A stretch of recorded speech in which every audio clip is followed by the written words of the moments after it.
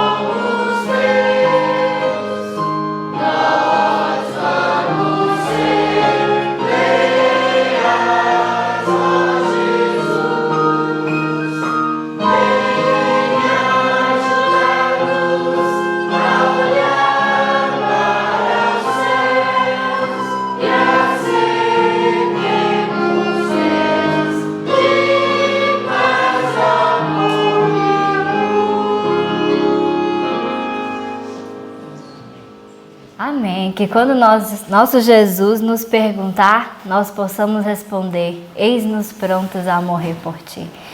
E para isso há um longo processo.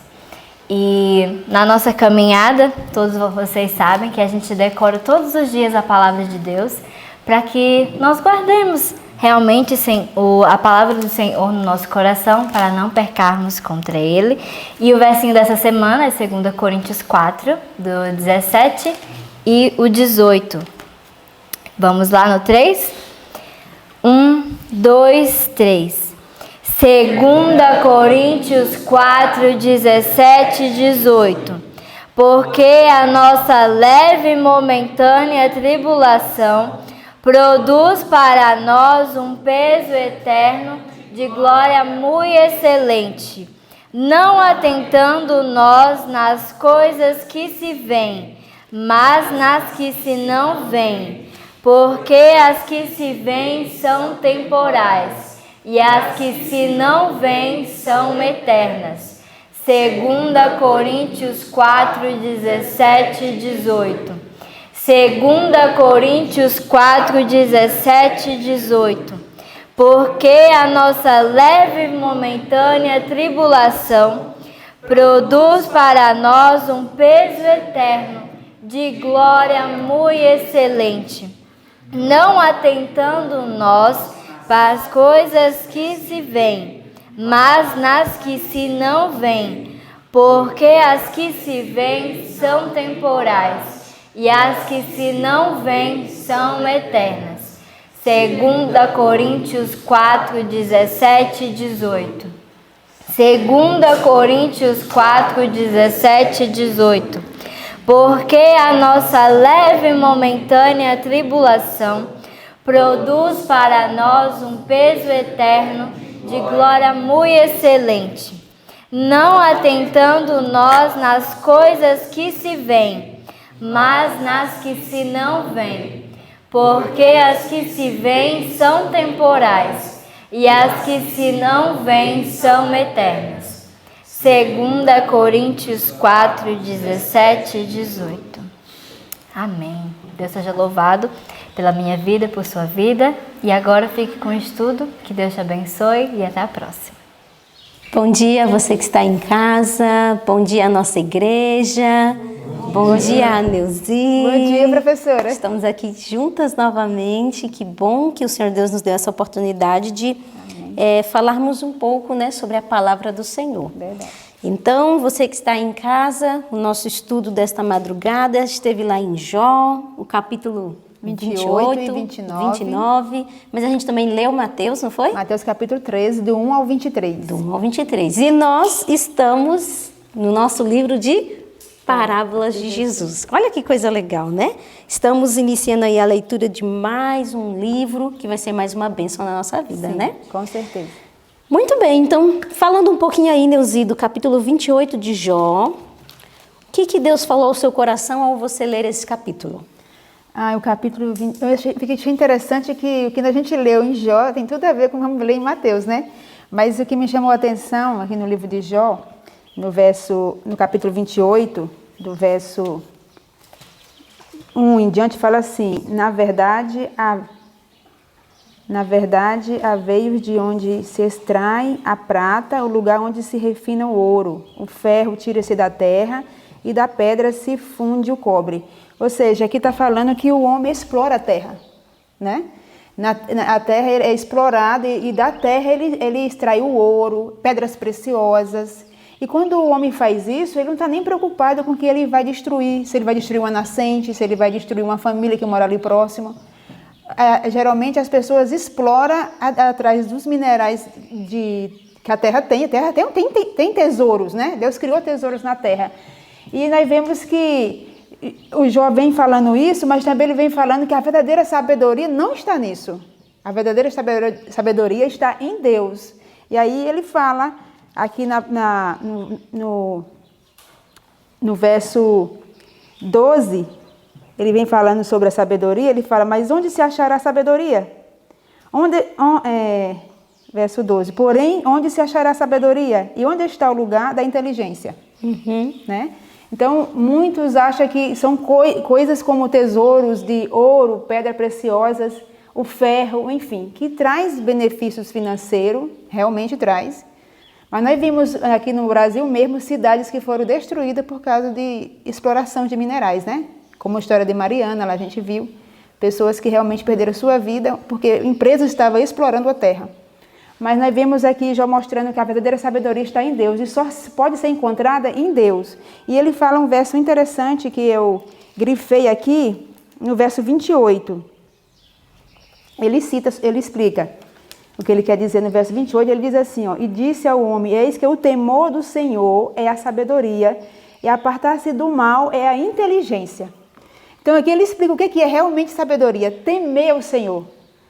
Né? Temer, apartar-se do mal é a verdadeira sabedoria que Deus quer ensinar para todos nós, para toda a humanidade. Isso sim, realmente é sabedoria, temer ao Senhor. Que quando nós tememos o Senhor e confiamos nele, o resto ele fará. Verdade. E Jó era esse homem, né? Jó era esse homem. A Bíblia, o capítulo de Jó, o livro de Jó, na realidade, inicia dizendo exatamente isso. Trazendo essas características sobre Jó. Sim. Que ele era um homem temente a Deus, que se desviava do mal. Então ele era um homem sábio. Íntegro e reto. Íntegro e reto.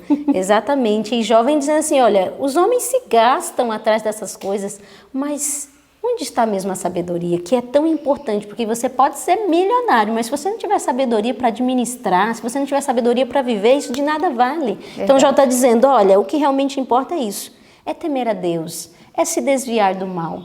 E agora no capítulo 29, entra-se uma lamentação, né, de Jó. Ele começa a passar por aquilo que nós chamamos de nostalgia, né? Ele começa a relembrar do passado e dizer como eu era feliz, a vida boa era aquela que eu vivia. E interessante a maneira como ele descreve a vida dele antes da doença, antes de toda aquela situação que aconteceu com ele. Ele fala, eu era tão respeitado que quando eu chegava na porta da cidade, os jovens davam espaço, os velhos se levantavam. Ele era uma pessoa bem vista, era uma pessoa respeitada, admirado por sua sabedoria. E uma coisa muito interessante que Jó fala a respeito de sua própria vida, ele fala assim, eu era o pai dos necessitados. Eu gostei dessa parte. Coisa linda, né? Bondade, Jó tinha bondade no coração. Jó era alguém realmente admirável. Ele estava dizendo, poxa, minha vida era muito boa. Eu era muito feliz. E sabe, a gente conhece pessoas assim, né? Eu me lembro que quando eu entrei na igreja, me colocaram para administrar o clube de desbravador. E aí o clube da minha região tinha sido um grande clube, mas agora por algumas situações tinha ficado fechado por alguns tempos. E quando a gente começou a abrir o clube, uma das pessoas que viveu a glória passada me ajudava. E ela sempre dizia assim, o clube era bom, era na época de fulano e fulano. Ai, que tempo bom, a gente fazia isso, a gente fazia aquilo. E eu falava, meu pai, ele só vive na glória do passado. A glória do passado não muda o presente e não altera o futuro. Por isso que a gente tem que pensar no presente e dizer, opa, o que eu posso melhorar nessa situação? Jó não sabia que ele estava sendo visto por todo o universo. Isso é verdade. Jó não sabia do grande conflito entre o bem e o mal. Jó não tinha esse tipo de informação.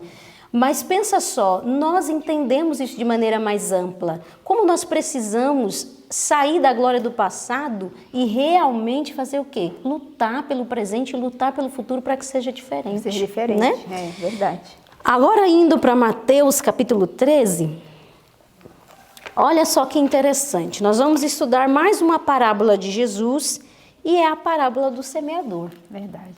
O livro Parábolas de Jesus nos trouxe que essa parábola, por ser tão simples, ela não tem sido apreciada como deveria.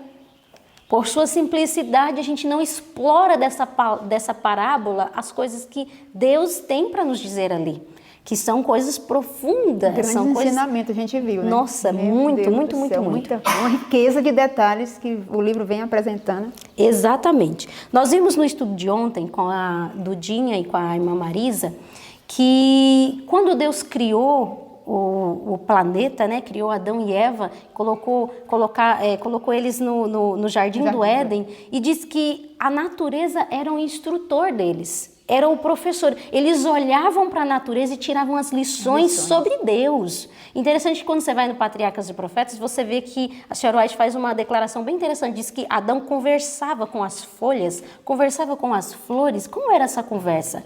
A realidade é que eles conseguiam extrair da natureza as lições sobre Deus. Só que entra o pecado e agora o homem tem uma separação de Deus. Agora o homem, ele estar cego e não consegue comungar com Deus e ele não consegue extrair da natureza as lições dela. Tanto que Jesus veio interpretar a natureza, interpretar as lições colocadas na natureza para que o homem entendesse a Deus. Imagina isso. Agora, tudo que Deus colocou como símbolo para se revelar, o homem agora distorce isso. Você vê, hoje quantas pessoas adoram a natureza? Adoram as coisas da natureza, o sol, o elefante, né? Tem gente aí que adora as coisas da natureza. Por quê? Ocultou a Deus. As coisas que eram para revelar agora ocultam a Deus. Os fariseus e os judeus mesmo, por exemplo, eles pegaram o símbolo do sacrifício de Cristo, exaltou tanto as cerimônias e os ritos, que ocultou a Deus. Ocultou a Deus. E quando Deus estava ali ensinando do lado deles, eles não conseguiam ver Deus. Não conseguiam ver. Então, veja como o pecado distanciou e cegou as pessoas. Então, havia uma dureza de coração. Tanto que eles não compreendiam a missão de Cristo, e quando Cristo aparece como Messias, eles falam assim, não, mas a gente só vai crer se o Senhor fizer um sinal. Faz um sinal para a gente crer. E os sinais eram feitos todos os dias, naqueles milagres que era feito. Pessoas sendo transformadas, os doentes sendo curados, milagres eram feitos todos os dias. E aí é exatamente isso que acontece no capítulo 12 de Mateus. Eles falam assim, me fala aí, me dá um sinal para provar que você é o rei que a gente está esperando, que vai conquistar aqui as nações vizinhas, que vai fazer Israel crescer. Nos fala e faz aí um sinal. Aí Jesus lança a parábola do semeador. Porque Jesus fala assim, eu vou te mostrar como é que funciona o meu reino. Eu vou te explicar como é que é a minha missão. Aí ele lança a parábola do semeador. O interessante é analisarmos, Neuzi, a cena do momento. Eu amei essa cena. Você amou? Amei. Então fala pra gente, como é que foi a cena? É que a cena do momento, quando Jesus chega no barco e senta, fala que aproxima do monte, né? Eu fiquei imaginando ele sentado no barco, aquela multidão, aproximando. Uma multidão que o apertava, né? O apertava, mas o que eu fiquei impressionada de ver é que Jesus usou a situação daqueles semeadores que estavam semeando para mostrar para o povo ali como ele queria explicar essa parábola para as pessoas.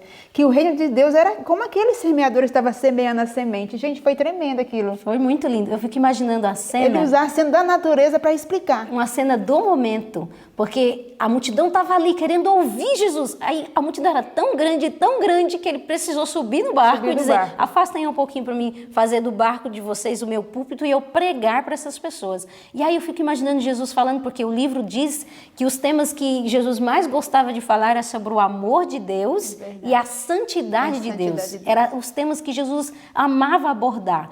E aí ele pregando e de repente ele observa a cena sobre a colina ali, os semeadores. Aí ele olha, assim, eu imagino ele olhando para aquela cena e dizendo assim, eis que um semeador saiu a semear. E eu imagino todo mundo olhando a cena e pensando no que Jesus estava dizendo. Imagina que coisa, que maneira de ensinar, né? Por isso que diz que era o ensino mais eficaz. Não tinha como entender. Não tinha como entender. E aí mostrando que ele era o semeador, que ele saiu para vir semear. Olha aí. Então vamos começar então analisando esta parábola. Aqui, Mateus capítulo 13. Olha só.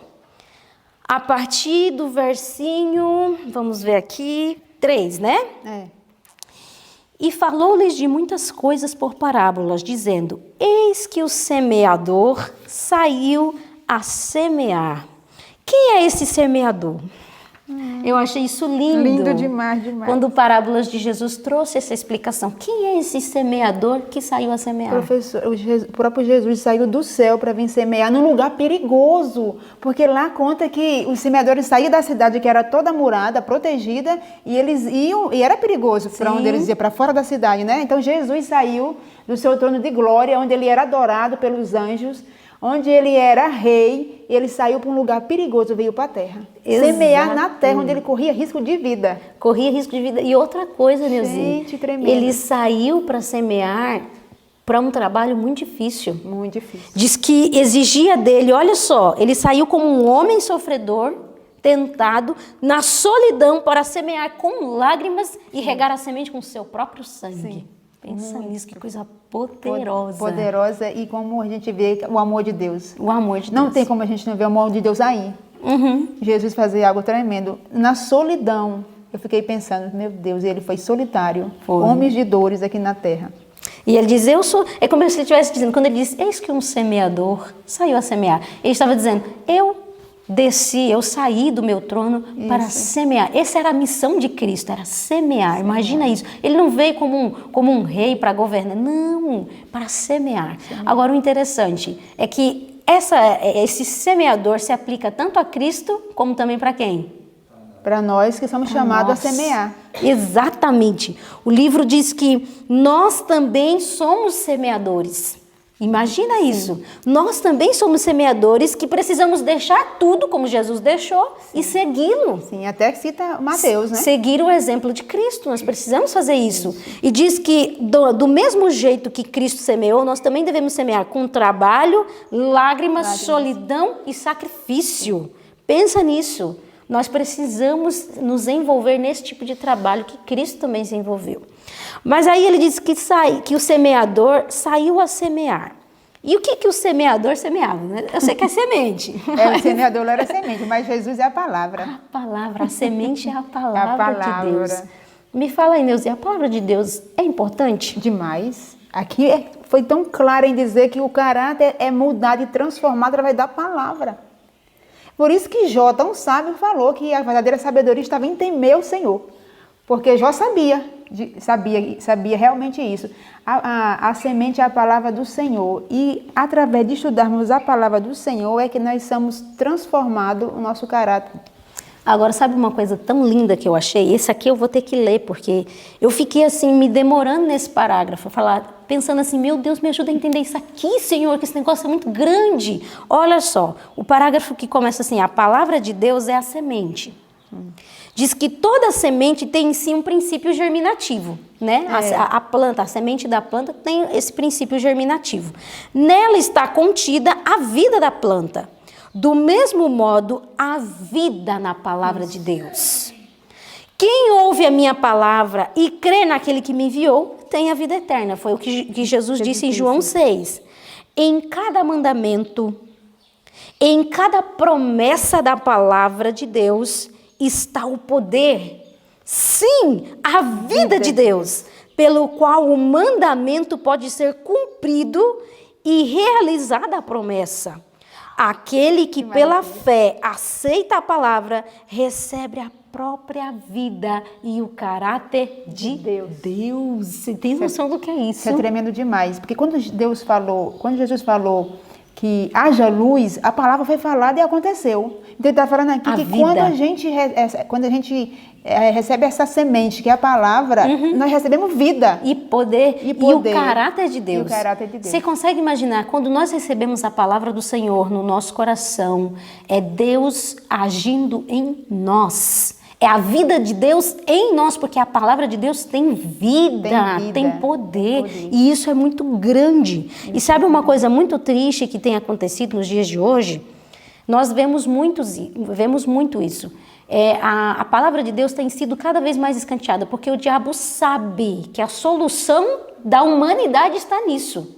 Tanto que aqui a comparação que o livro faz é que por falta da palavra de Deus é que o mundo se encontra na situação que está, cheio de violência, cheio de paixões carnais, justamente porque a palavra de Deus tem o poder de refrear tudo isso. E é justamente isso que o diabo quer fazer, ele quer tirar de nós a palavra do Senhor, porque a palavra de Deus nos transforma, é poder, é vida para nos mudar.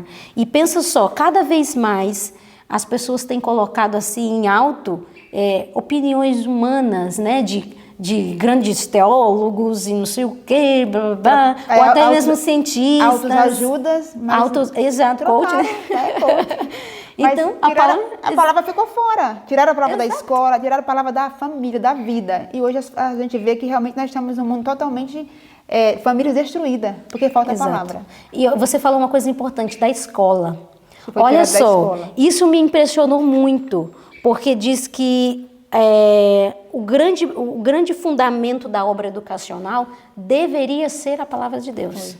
Nós estamos muito enganados quando pensamos que quando mandamos os nossos filhos para a escola estudar português, matemática, ciência, seja lá o que for, pensamos que eles estão sendo educados. Na realidade, não. Eles estão adquirindo conhecimento, que é importante também. Mas o fundamento da obra educacional é o estudo da palavra de Deus. Nós temos que colocar as nossas crianças para folhear a Bíblia, para memorizar versos. E aí a gente percebe a diferença da educação. Eu não tenho como não usar a Rebeca como exemplo.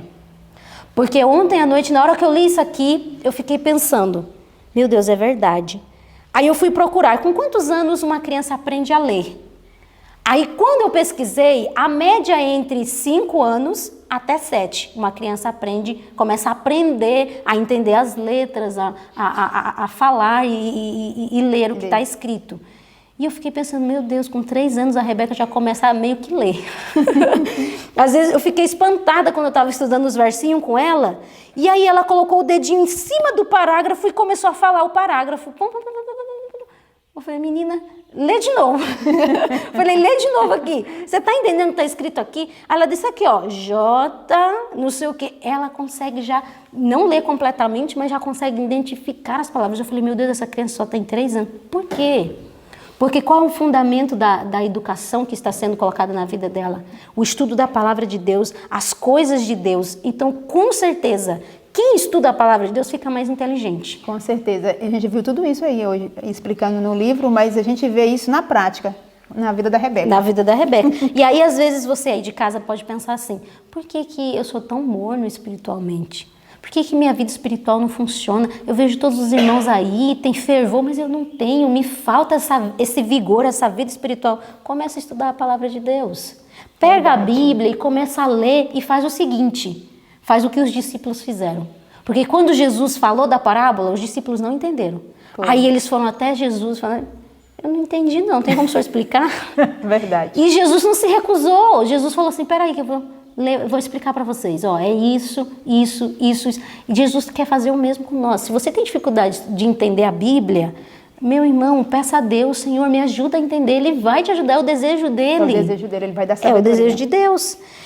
Mas aí a gente avança. Aí Jesus agora começa a dar os exemplos. Foi. O primeiro exemplo, qual foi que ele deu? Aí o versinho 4, ó.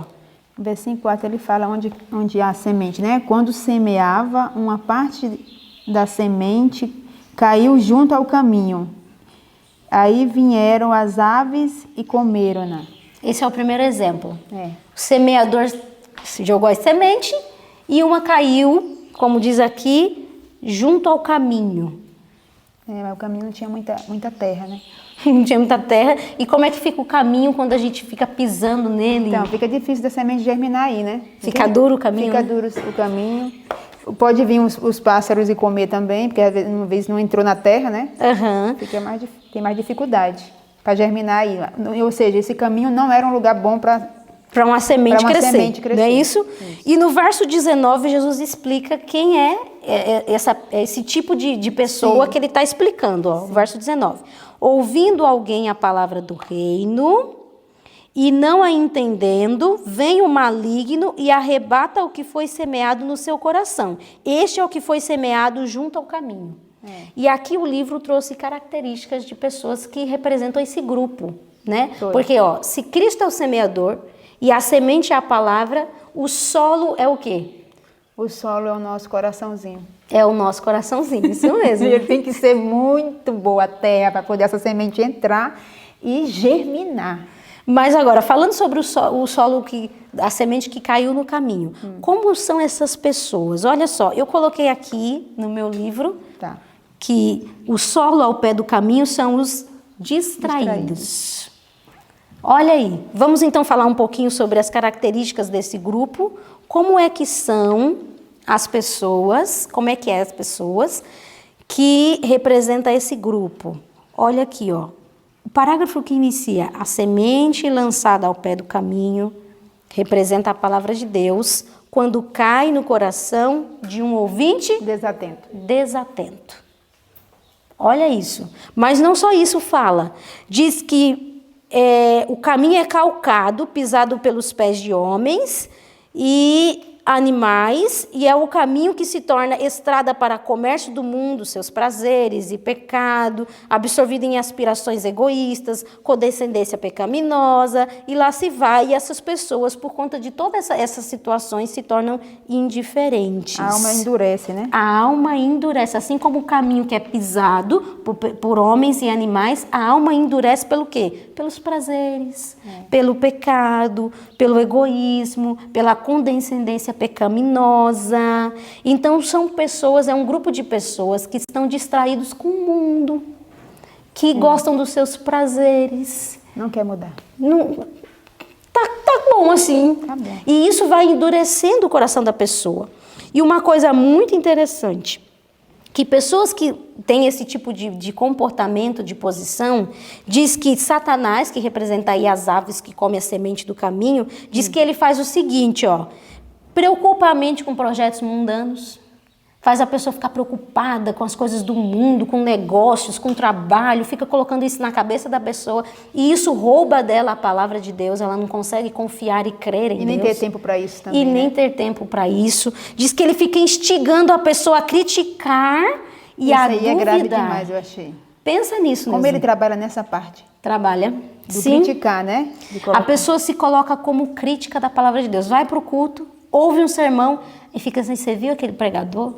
Não sei o que, não sei o que. Você viu o que foi que ele falou? Eu não concordo, não, mas você viu? Ele não sabe nem falar isso, não sei o que. Olha só como ele estava vestido, começa a criticar o pregador. Se perguntar qual foi a parte da Bíblia que ele falou, a pessoa não vai saber dizer, porque olhou tanto para a pessoa que ele não consegue saber nem o que foi falado.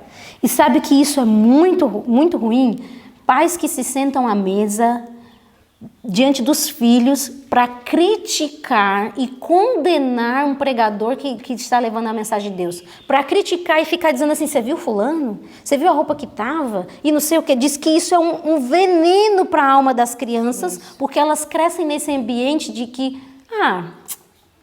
ele não... A palavra de Deus não é tão importante assim, não.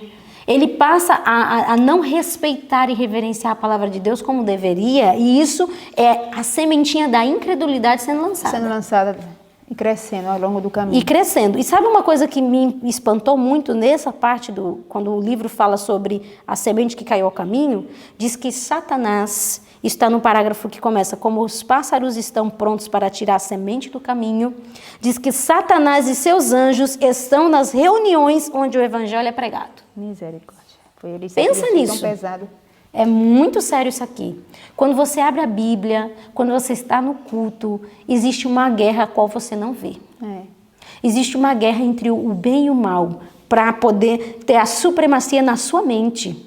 E você precisa rogar a Deus para que Satanás não roube de você a palavra do Senhor. Porque ali os anjos estão querendo impressionar a mente da pessoa, a palavra de Deus, né? E os anjos de Satanás, está querendo deixar a pessoa desatenta para que ela não receba essa palavra. Exatamente, faz a pessoa dormir no culto, faz a criança ficar agitada e você não prestar atenção. Ter que se levantar, querer estar indo tomar água e ir no banheiro. Conversar, faz alguma coisa para te distrair e você não receber a bênção da palavra do Senhor. Esses são os que caíram à beira do caminho. Mas o segundo exemplo que Jesus trouxe, olha aqui, o versinho 5. E a outra parte caiu aonde? A outra parte caiu em pedregais. Pedregais. Onde não havia terra bastante, logo nasceu, porque não tinha terra funda. Mas vindo o sol queimou-se e secou-se, porque não tinha raiz. Olha aí, o segundo exemplo. Parece que é bom, porque germinou, até nasceu, né? Mas E é com uma grande alegria, diz, grande né? alegria. Aqui diz no versinho 20, ó, quando Jesus vai interpretar essa parábola para os discípulos,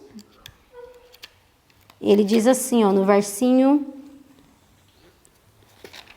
20, ó, o que foi semeado em pedregais é o que ouve a palavra e logo a recebe com alegria. Ouviu, falou... E você está dando estudo, você fica toda feliz também. Exatamente. Então é uma pessoa que recebe com muita alegria, mas não tem raiz em si mesmo. Não tem raiz. Antes é de pouca duração.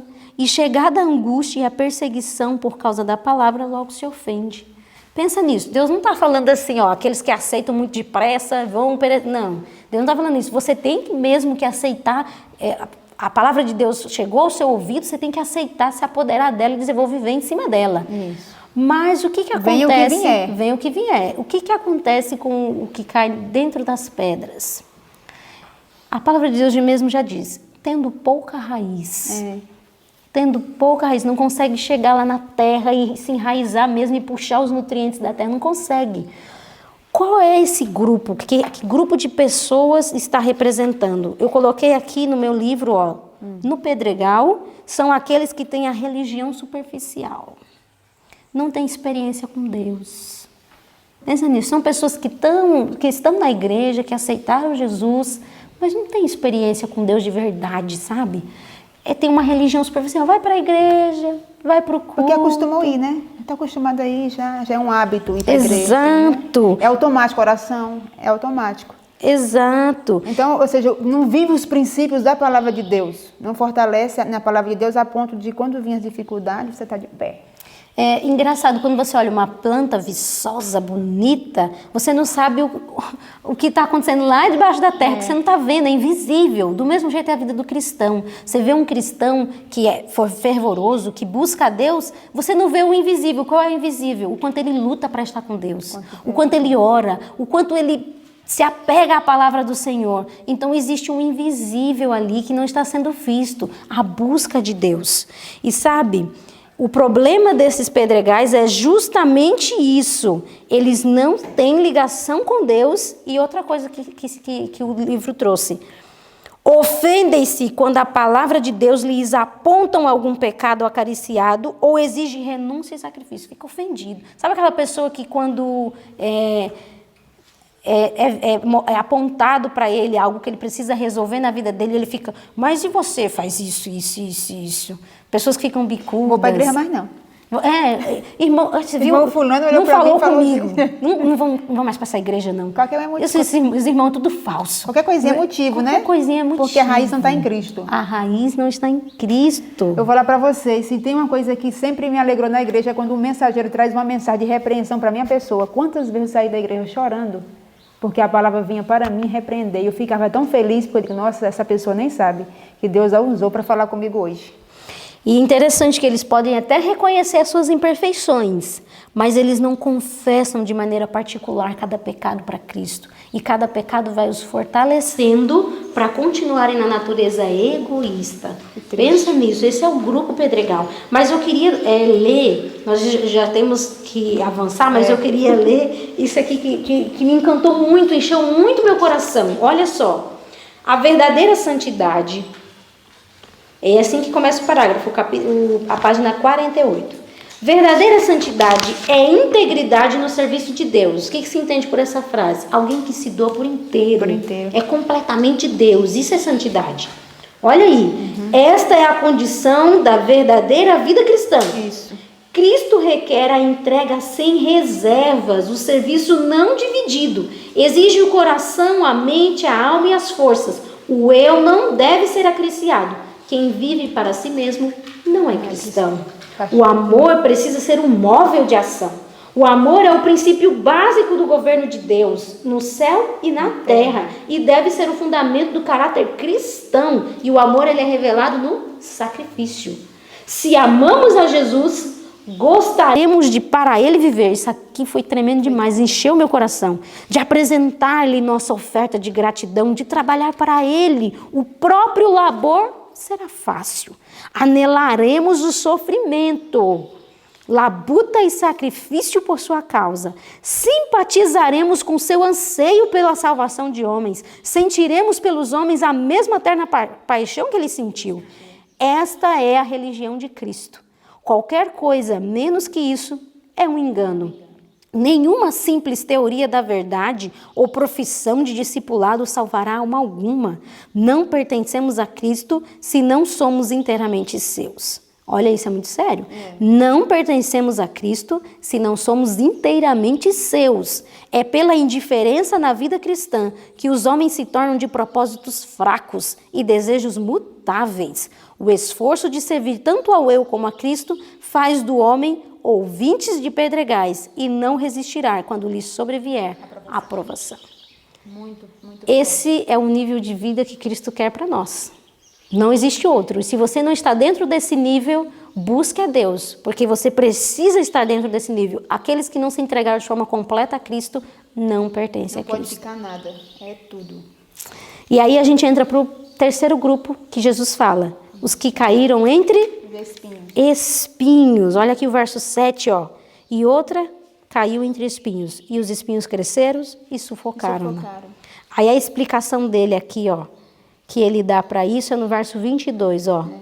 O que foi semeado entre os espinhos é o que ouve a palavra, mas os cuidados deste mundo e a sedução das riquezas sufoca a palavra e fica infrutífera. Quem planta sabe que a maior luta é acabar com o quê? Como é o nome daqueles negocinhos que crescem, os matinhos? A erva daninha. A praga também, né? Exato. A maior luta, você vê, as cebolinhas, né? Que a gente chama aqui de cebolinhas. Que você planta, limpou, tirou todo o mato, de repente passa um dia, já começa a crescer o mato. Passa 2 dias, o mato já está maior do que a planta. E aí você fica na luta, todo dia tem que tirar mato, tem que tirar mato, tem que tirar mato, para não sufocar a plantinha e ela morrer. Do mesmo jeito é o grupo que caiu entre os espinhos. Os espinhos fazem o quê? Sufoca. E o que são esses espinhos? Vamos ver os espinhos. Poxa, a gente vê que aqui ela diz que a semente do evangelho caiu muitas vezes entre espinhos, as ervas daninhas, se não ocorrer uma transformação moral no coração humano e se não forem abandonados velhos hábitos e práticas da anterior vida pecaminosa, se não forem expelidos da alma os atributos de Satanás, a colheita de trigo será sufocada. Pensa nisso. Jesus disse que os espinhos é os cuidados do mundo e a sedução das riquezas que sufocam. Isso que você acabou de ler. Velhos hábitos da vida pecaminosa. Eu coloquei aqui, ó, os que caem entre os espinhos são pessoas não transformadas. São pessoas que não nasceram de novo, que não deixam os velhos hábitos. Ah, mas eu gosto tanto de ouvir essa música.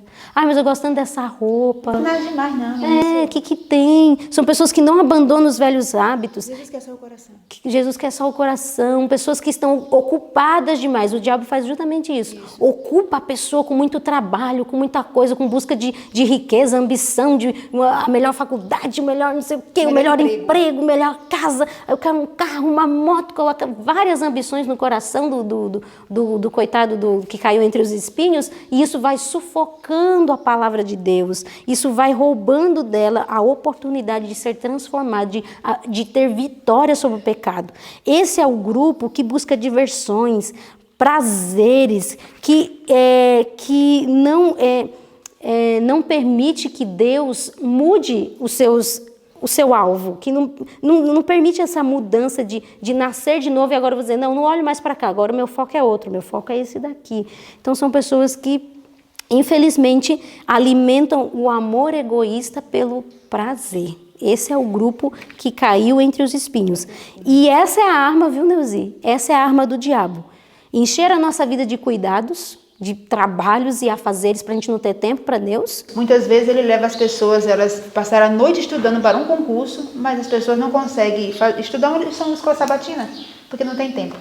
Mas ou porque estão cansados demais. Mas tira tempo para outras coisas. Não que eu estou falando que seja contra isso. Quem almeja um melhor emprego, eu não sou contra isso. Mas eu digo assim, quando nós queremos algo, nós corremos atrás. Sim. Nós tiramos tempo para fazer o que queremos. Então, por que não colocamos Deus em primeiro lugar na nossa vida? Porque todas as coisas, a palavra dele já falou que serão acrescentadas em nossa vida. Exatamente. Ele vai fazer, ele vai dar o melhor, pode ter certeza que ele dá, sim. Então, as 3 coisas, ó, cuidados, riquezas e diversões.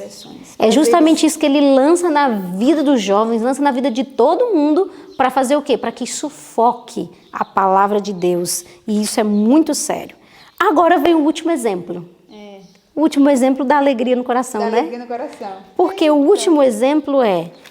Eita, vamos ver aqui no verso 8, ó. E outra caiu em boa terra. Até que enfim, uma boa terra, né? Graças a Deus. A semente achou morada. Muito bem. E deu fruto. Um 100, outro a 60, outro a 30. E quem é esse grupo? Jesus mesmo diz, ó. O semeador, ó. Verso 23. Mas o que foi semeado em boa terra é o que ouve e compreende a palavra e dá fruto. E um produz 100, outro 60 e outro 30. Glória a Deus. Ainda bem que a parábola não termina triste, né? Graças a Deus. Termina com uma alegria. Existe aquela boa terra que vai ouvir a palavra de Deus, vai lutar com Deus. Sabe o que é interessante? É que não existe diferença no semeador nem na semente. A diferença está nos solos, né? A diferença está nos solos. E por que que a boa terra produz? Porque ela foi preparada, ela foi cultivada, ela foi ajustada para que funcionasse. Não significa... Quando a gente trabalha lá, que a terra é totalmente preparada para poder germinar semente. Não significa que não nasce mato. Não significa que não tem espinhos. Significa que ela é bem cuidada. Então isso significa o que para nós? Ensina o que para nós? Que se tem muita luta para viver com Deus. Vai ter que tirar espinho, vai aparecer uma erva daninha ali, você vai ter que arrancar, você vai ter que vencer, você vai ter que ter vitória sobre o pecado, vencer com Deus, lutar com Deus para que a sua terra produza. E para a gente finalizar, então, nós vamos finalizar com um parágrafo que me chamou muita atenção. É o parágrafo que diz assim, ó: Cristo representa...